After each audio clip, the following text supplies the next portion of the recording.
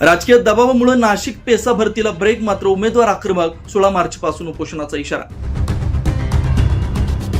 जिल्हा परिषदेतील पेसा संवर्गातील शिक्षक भरती प्रक्रिया मागील काही दिवसांपासून रखडल्यामुळे पात्र उमेदवारांमध्ये तीव्र नाराजीचं वातावरण निर्माण झालंय.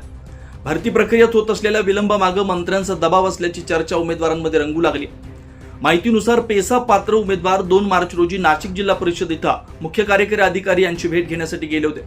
त्यावेळी उमेदवारांनी भरती प्रक्रिया त्वरित सुरू करण्याची मागणी केली असता 5 मार्च पर्यंतचा अल्टिमेटम देण्यात आला होता. मात्र 5 मार्च पर्यंत कोणतीही ठोस कारवाई न झाल्यामुळे पात्र उमेदवार पुन्हा सोमवार दिनांक 9 मार्च रोजी नाशिक जिल्हा परिषद इथं सीईओ साहेबांकडे विचारणा करण्यासाठी गेले.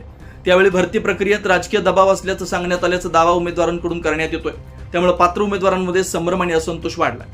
दरम्यान राज्यातील इतर जिल्ह्यांमध्ये पेसा भरती प्रक्रिया सुरू झाली आहे. पालघर जिल्ह्यात पात्र उमेदवारांना नियुक्त्या देखील देण्यात आल्या.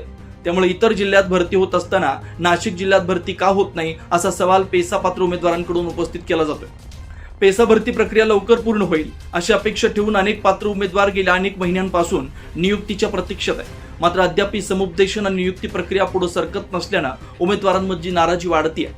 दरम्यान पात्र उमेदवारांनी भरती प्रक्रिया तात्काळ पूर्ण करून न्याय द्यावा अशी मागणी प्रशासनाकडे केली आहे. जर लवकरात लवकर भरती प्रक्रिया सुरू झाली नाही तर आंदोलनाचा मार्ग स्वीकारण्याचा इशारा उमेदवारांनी दिला. त्याच पार्श्वभूमीवर पेसा पात्र उमेदवार सोमवार 16 मार्च पासून नाशिक जिल्हा परिषद कार्यालयासमोर उपोषणाला बसणार असल्याचा इशारा देण्यात आला. भरती प्रक्रिया त्वरित पूर्ण करून पात्र उमेदवारांना नियुक्ती द्यावी हीच मुख्य मागणी उमेदवारांकडून करण्यात येते.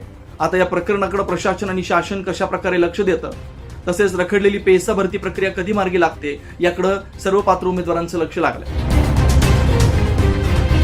24 लाईव्ह महाराष्ट्र न्यूज, पुष्कर गांगोडे, सहसंपादक.